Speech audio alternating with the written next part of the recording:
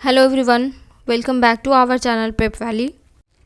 तो आज के इस वीडियो में हम साइंस के 50 MCQ सॉल्व करेंगे जो कि NTPC के प्रीवियस एग्जाम में पूछे जा चुके हैं। तो चलिए देखते हैं question number 1। Which of the following statements is true for Newton's third law of motion. Newton के तीसरे नियम के लिए निम्न में से कौन सा कथन सही है। The force is applied to the same body, the force is applied on the same body in the opposite direction, the force is applied on the different body in opposite direction, force is depend on distance। तो इसका सही answer क्या हो जाएगा? Option number C, the force is applied on different body in opposite direction।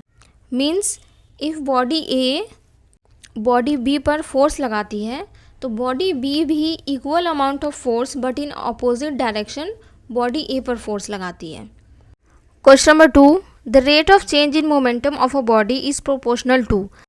किसी वस्तु के संवेग में परिवर्तन की दर किसके समानुपाती होती है। Applied displacement, applied force, applied potential energy, applied pressure. तो इसका सही आंसर क्या होगा? Option number B, applied force. Question number 3, what was the year of publication of Newton's law of motion. तो न्यूटन के गति नियमों का प्रकाशन किस वर्ष हुआ था। 1678, 1778, 1787 या फिर 1687। तो इसका सही आंसर क्या हो जाएगा? Option number D, 1687। Question number 4, why does a fielder turns his arms backwards while catching a fast approaching cricket ball. तेजी से आती गेंद को पकड़ते समय क्षेत्र रक्षक अपने हाथ पीछे क्यों लाता है। Because he is nervous, because it helps to aim the ball, because he experiences less force over a longer period of time, because it gives him vigilance। तो इसका सही आंसर क्या हो जाएगा? Option number C, because he experiences less force over a long period of time। Question number 5, the product of mass and acceleration is called. तो द्रव्यमान और त्वरण का गुणफल क्या कहलाता है। प्रेशर, इम्पल्स, थ्रस्ट या फिर फोर्स। तो इसका सही आंसर क्या हो जाएगा? Option number D, force.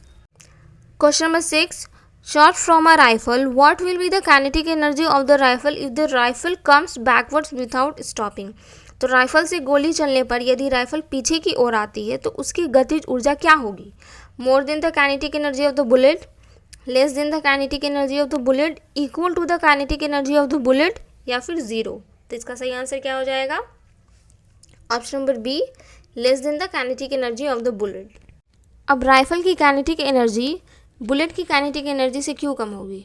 क्योंकि राइफल का मास बुलेट की मास से तो ज़्यादा है बट राइफल की जो स्पीड है वो बुलेट की स्पीड से कम होती है। अब क्योंकि काइनेटिक एनर्जी का फॉर्मूला क्या होता है, हाफ mv² होता है। तो इसमें अगर देखा जाए तो वेलोसिटी का ज़्यादा इम्पैक्ट है। तो अब जब वेलोसिटी ही कम है तो राइफल की काइनेटिक एनर्जी भी कम होगी। Question number 7, when a sailor jumps in the forward direction the boat drifts backwards, which law of Newton represent the example. तो जब नाविक आगे कूदता है तो नाव पीछे खिसकती है, यह न्यूटन के किस नियम का उदाहरण है। Second law of motion, first and second law of motion, third law of motion या फिर फर्स्ट लॉ ऑफ मोशन। तो इसका सही आंसर क्या हो जाएगा? Option number C, third law of motion.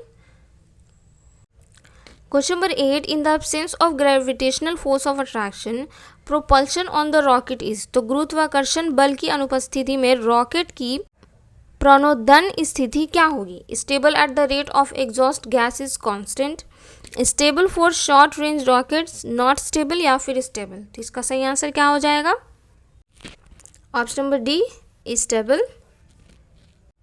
Question number 9, the tendency of an object to resist change in static और dynamic condition is called. किसी वस्तु की स्थिर या गतिशील स्थिति में बदलाव का विरोध करने की प्रवृत्ति को क्या कहा जाता है। मोमेंटम, फोर्स, वेलोसिटी या फिर इनर्शिया। तो इसका सही आंसर क्या हो जाएगा? Option number D, inertia. Question number 10, among which of the following is the maximum value of inertia. तो निम्नलिखित में से जड़ता का अधिकतम मान किसका है। Same size of rubber ball and stone, scooter and बस, 10 rupee coins and 5 rupee coins, train and aeroplanes. तो इसका सही आंसर क्या हो जाएगा? Option number D, train and aeroplanes, क्योंकि इनर्शिया जो है वो मास पे डिपेंड करती है और इन सभी ऑप्शंस में सबसे ज़्यादा मास ट्रेन्स और एरोप्लेन्स का ही, तो सबसे ज़्यादा इनर्शिया ट्रेन्स और एरोप्लेन्स ही शो करेंगे। Question number 11, which of the following physical units changes or tends to change the state of rest or uniform motion of an object. तो निम्नलिखित में से कौन सी भौतिक इकाई किसी वस्तु की विश्राम की स्थिति या समान गति को बदलने या बदलने की प्रवृत्ति रखती है? मोमेंटम, मास, फोर्स या फिर इनर्शिया। तो इसका सही आंसर क्या हो जाएगा? Option number C, force. Question number 12, which of the following is never alone in nature. निम्नलिखित में से कौन सी चीज़ प्रकृति में कभी अकेली नहीं होती है? इनर्शिया, फोर्स, मोमेंटम या फिर वेलोसिटी। तो इसका सही आंसर क्या हो जाएगा? ऑप्शन नंबर बी यानी फोर्स, क्योंकि फोर्स कभी भी अकेली नहीं होती है। फोर्स में अगर एक्शन है तो रिएक्शन भी हमेशा उसके साथ ही होता है। Question number 13, in the force equation F is equal to. तो बल समीकरण में F के बराबर क्या है? MA, MGH, MV या फिर U प्लस AT। तो इसका सही आंसर क्या हो जाएगा? ऑप्शन नंबर ए, MA यानी mass into acceleration. Question number 14, the effect of stress depends on which of the following. तो तनाव का प्रभाव निम्नलिखित में से किस पर निर्भर करता है? वेट, वॉल्यूम, मास या फिर एरिया। तो इसका सही आंसर क्या होगा? ऑप्शन नंबर डी, एरिया, क्योंकि स्ट्रेस का फॉर्मूला क्या होता है? फोर्स डिवाइडेड बाय ए, यानी फोर्स डिवाइडेड बाय एरिया। तो स्ट्रेस जो है एरिया के इन्वर्सली प्रोपोर्शनल है। अगर एरिया ज़्यादा तो स्ट्रेस कम, एरिया कम तो स्ट्रेस ज़्यादा, तो इसीलिए स्ट्रेस जो है वो एरिया पर डिपेंड करती है। Question number 15, if an object is grabbed by both the ends and the force applied on it, it is called. तो यदि एक वस्तु को दोनों सिरों से पकड़ा जाए और उस पर लगाया गया बल क्या कहलाता है? इम्पल्स, फ्रिक्शन, मोमेंटम या फिर स्ट्रेच। तो इसका सही आंसर क्या होगा? Option number D, stretch. Question number 16, which non metal is a liquid at room temperature. कौन सा धातु कमरे के तापमान पर तरल होता है? मर्क्यूरी, ब्रोमाइन, कैल्शियम या फिर सल्फर। तो इसमें सही आंसर क्या हो जाएगा? Option number B, bromine. Non metal पूछा है इसलिए ब्रोमाइन होगा, अगर मेटल पूछता तो फिर मर्क्यूरी होता। Question number 17, which of the following metals is used in solar panel. निम्नलिखित में से कौन सा धातु सौर पैनल में उपयोग किया जाता है? गोल्ड, सिलिकॉन, सिल्वर या फिर कॉपर। तो इसका सही आंसर क्या हो जाएगा? Option number B, silicon. Question number 18, non metal oxides usually are. तो अधातु के ऑक्साइड सामान्यतः क्या होते हैं? एसिडिक, एम्फोटेरिक, न्यूट्रल या फिर अल्कलाइन। तो इसका सही आंसर क्या हो जाएगा? ऑप्शन नंबर ए, एसिडिक। मेटल्स के जो ऑक्साइड्स होते हैं वो बेसिक होते हैं। Question number 19, which of the following can perform sublimation. निम्नलिखित में से कौन सी वस्तु सब्लिमेशन कर सकती है? Ammonium chlorate, ammonium sulphate, ammonium chloride. इसका जो चौथा ऑप्शन है वो मिस हो गया है, बट इसका सही आंसर क्या हो जाएगा? Option number C, ammonium chloride. Question number 20, which of the following do not exhibit sublimation. निम्नलिखित में से कौन सी वस्तु सब्लिमेशन प्रदर्शित नहीं करती है? आइस, अमोनियम क्लोराइड, नेफ्थलीन या फिर कैम्फर। तो इसका सही आंसर क्या हो जाएगा? Option number A. Question number 21, which of the following methods will separate water from turbid water. निम्नलिखित में से कौन सी विधि गंदे पानी से पानी अलग करने के लिए प्रयोग की जाएगी? सेपरेटिंग फनल, डिस्टिलेशन, क्रिस्टलाइजेशन या फिर फिल्ट्रेशन। तो इसका सही आंसर क्या हो जाएगा? Option number D, filtration. Question number 22, which process is used in water purification. पानी की शुद्धि में कौन सी प्रक्रिया का उपयोग किया जाता है? ऑस्मोसिस, रिवर्स ऑस्मोसिस, साइटोलिसिस या फिर टर्गोर प्रेशर। तो इसका सही आंसर क्या हो जाएगा? Option number B, reverse osmosis. Question number 23, what is desalination. तो नमक मुक्तकरण क्या है? It is a process of cleaning the environment. It is a process in which the mineral material is separated from the salty water. This is the process of removing the caffeine. It is a process of decay. तो इसका सही answer क्या हो जाएगा? ये नाम से ही पता चल रहा है, तो इसका सही आंसर हो जाएगा option number B, it is a process in which the mineral material is separated from the salty water. Question number 24, what is the process of separating hydrogen from water called. तो पानी से hydrogen अलग करने की प्रक्रिया को क्या कहते हैं? इलेक्ट्रोलाइसिस, ऑस्मोसिस, ओजोनेशन या फिर ऑक्सीडेशन। तो इसका सही आंसर क्या हो जाएगा? ऑप्शन नंबर ए इलेक्ट्रोलाइसिस। इसमें हम H2O को अलग अलग तोड़ते हैं, हाइड्रोजन को अलग, ऑक्सीजन को अलग, जिससे हम हाइड्रोजन को वाटर से अलग कर सकते हैं। Question number 25, which of the following process would you use to separate ammonium chloride from sodium chloride? तो निम्नलिखित में से कौन सी प्रक्रिया का उपयोग आप अमोनियम क्लोराइड को सोडियम क्लोराइड से अलग करने के लिए करेंगे? डिस्टिलेशन, सब्लिमेशन, क्रिस्टलाइजेशन या फिर फिल्ट्रेशन। तो इसका सही आंसर क्या हो जाएगा? ऑप्शन नंबर बी सब्लिमेशन, क्योंकि हम लोग अमोनियम क्लोराइड को सब्लिमेशन के थ्रू सोडियम क्लोराइड से अलग कर सकते हैं। Question number 26, which of the following mixtures can be separated by separating funnel? निम्नलिखित में से कौन सी मिश्रण को पृथक्करण क्लच से अलग किया जा सकता है? Alcohol and water, salt and water, oil and water, iodine in alcohol. तो इसका सही आंसर क्या हो जाएगा? Option number C oil and water, क्योंकि सेपरेटिंग फनल का जो यूज़ है वो इमिसिबल लिक्विड्स को सेपरेट करने के लिए यूज़ किया जाता है, ना कि ऐसे मिश्रण को जो एक दूसरे में प्रॉपर मिक्स हो जाते हैं। तो इसीलिए इसका सही आंसर ऑयल एंड वाटर होगा। Question number 27, which of the following is not generally the properties of non metal? तो निम्नलिखित में से कौन सा गुण सामान्यतः अधातुओं का नहीं होता है? Conductors, light substances, brittle, dull and luster. इसका सही आंसर क्या हो जाएगा? Option number A conductors. Question number 28, one of the techniques used for desalination of sea water is? तो समुद्र के पानी के नमक मुक्त करण के लिए उपयोग की जाने वाली एक तकनीक है फिल्ट्रेशन, डिस्टिलेशन, इवापोरेशन या फिर कंडेंसेशन। तो इसका सही आंसर क्या हो जाएगा? Option number B distillation. Question number 29, which of the following factors reduces the rate of evaporation? निम्नलिखित में से कौन सा कारक वाष्पीकरण की दर को घटाता है? Increase in temperature, humidity, increase in surface area, increase in air pressure. तो इसका सही आंसर क्या हो जाएगा? Option number B humidity. Question number 30, rings are present in throat? तो गले में रिंग्स पाई जाती हैं, तो वह रिंग्स किसकी बनी होती है? कार्टिलेज, ज्वाइंट, एरियोलर या फिर मसल। तो इसका सही आंसर क्या हो जाएगा? Option number A cartilage. Question number 31, describe the type of energy conversion that occurs during the process of digestion of food? तो खाद्य पाचन की प्रक्रिया में जो ऊर्जा रूपांतरण होता है उसे वर्णित करें। Heat energy from chemical energy, heat energy from mechanical energy, light energy from chemical energy, chemical energy from light energy. तो इसका सही आंसर क्या हो जाएगा? Option number A heat energy from chemical energy. Question number 32, herbivores requires longer small intestine to digest?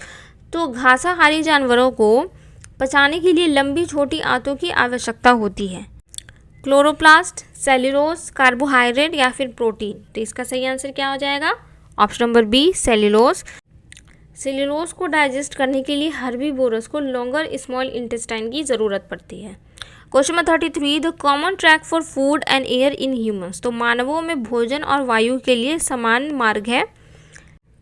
लैरिंग्स, nasal cavity, oesophagus या फिर pharynx. तो इसका सही आंसर क्या हो जाएगा? Option number D pharynx.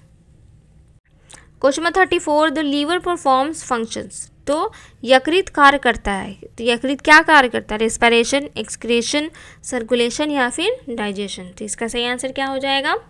Option number D digestion, क्योंकि इससे जो बाइल जूस निकलता है वो डाइजेशन में हेल्प करता है। Question number 35, which is the only muscle found in human body that is not connected at both ends? तो मानव शरीर में कौन सा एकमात्र पेशी है जो दोनों सिरों से जुड़ी नहीं होती है? ट्राइसेप्स, टंग, बाइसेप्स या फिर डक्ट्स। तो इसका सही आंसर क्या हो जाएगा? Option number B tongue. Question number 36, the energy release at the end of digestion is in the form of? तो पाचन के अंत में जो ऊर्जा रिलीज होती है वह किस रूप में होती है? Electric energy, kinetic energy, thermal energy या फिर केमिकल एनर्जी। तो इसका सही आंसर क्या हो जाएगा? Option number D chemical energy. Question number 37, which of the following plasma protein is involved in blood coagulation? तो निम्नलिखित में से कौन सा प्लाज्मा प्रोटीन रक्त के थक्के बनाने में संलग्न होते हैं? सीरम एमाइलेज, ए ग्लोबुलिन, फाइब्रोनोजेन या फिर एल्ब्यूमिन। तो इसका सही आंसर क्या हो जाएगा? Option number C, fibrinogen. Question number 38, a conventional blood pressure measuring device in which the physician observes fluctuations in mercury column, the manually operated air pump is connected to it. तो रक्तचाप मापने की एक पारंपरिक device जिसमें चिकित्सक पारा स्तंभ में उतार चढ़ाव का निरीक्षण करता है, वह मैनुअल रूप से संचालित वायु पंप किससे जुड़ा होता है? आइसोबार, ट्रांसड्यूसर, स्फिग्मोमैनोमीटर या फिर मर्क्यूरी कॉलम। तो इसका सही आंसर क्या हो जाएगा? Option number C. Question number 39, normal human blood is. तो सामान्य मानव रक्त किस प्रकार का होता है? Neutral, slightly acidic, variable in acid और बेस, स्लाइटली अल्कलीन। तो इसका सही आंसर क्या हो जाएगा? Option number D, slightly alkaline. Question number 40, blood pressure is the force. तो रक्तचाप वह बल होता है inside the artery during ventricular diastole, inside the artery during ventricular systole, inside the veins that blood exerts against the wall of a vessel। इसका सही answer क्या हो जाएगा? Option number D. Question number 41, blood has a fluid matrix called in which RBC, WBC and platelets are suspended.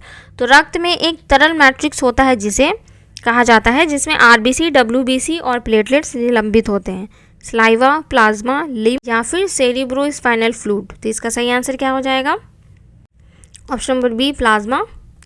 Question number 42, the technology that uses the reflection of ultrasound waves to produce images of the heart is known as. यह तकनीक जो ultrasound तरंगों के परावर्तन का उपयोग करके हृदय की छवियां उत्पन्न करती है उसे क्या कहा जाता है? सोनोग्राफी, अल्ट्रासोनोग्राफी, इकोकार्डियोग्राफी या फिर इकोकार्डियोग्राम। तो इसका सही आंसर क्या हो जाएगा? Option number C, echocardiography. Question number 43, which component of the blood transports food, CO2 and nitrogenous waste. तो रक्त का कौन सा घटक भोजन, CO2 और नाइट्रोजन युक्त अपशिष्टों का परिवहन करता है? White blood cells, blood platelets, red blood cells या फिर प्लाज्मा। तो इसका सही आंसर क्या हो जाएगा? Option number D, plasma. Question number 44, the pH level of the human body is. तो मानव शरीर का pH स्तर क्या होता है? 7 to 7.8, 6 to 6.8, 6 to 7 या फिर 7 to 8.6। तो इसका सही आंसर क्या हो जाएगा? Option number A, 7 to 7.8। Question number 45, which among these component of blood transports oxygen. तो रक्त के इनमें से कौन सा घटक ऑक्सीजन का परिवहन करता है? प्लेटलेट्स, WBC, प्लाज्मा या फिर RBC। तो इसका सही आंसर क्या हो जाएगा? Option number D, RBC। Question number 46, which is the largest artery in the human body. तो मानव शरीर में सबसे बड़ी धमनी कौन सी है? वेना कावा, रेनल, ऑर्टा या फिर पल्मोनरी।